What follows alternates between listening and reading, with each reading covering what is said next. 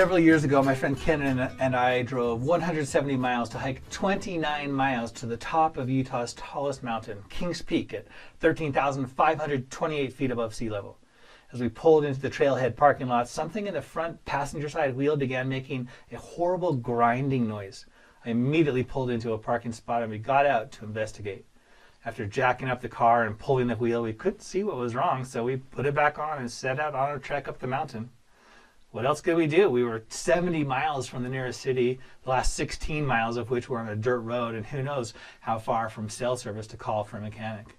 We climbed the mountain while a light snowstorm swirled around us on the summit, returned to the car 2 days later, thought through what could be making the horrible grating noise, then shrugged our shoulders and drove away in the rain.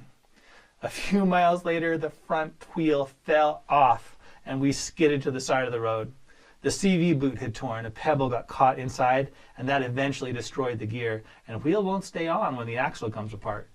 We hitched a ride in a horse trailer and phoned a tow truck as soon as we got service. What does this story have to do with love? Plenty.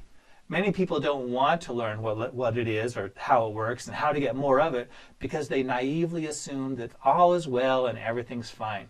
But it's not. What can you do about it? They shrug their shoulders, but it's a rhetorical question. They don't mean it. They don't realize they really can do something about it and learn to love even better. If you take an honest look around, it's not hard to tell that love is broken. If it wasn't, if there was enough high-quality love to go around, there would be much less violence, conflict, addiction, depression, divorce, anxiety, low self-esteem, suicides, and inequality.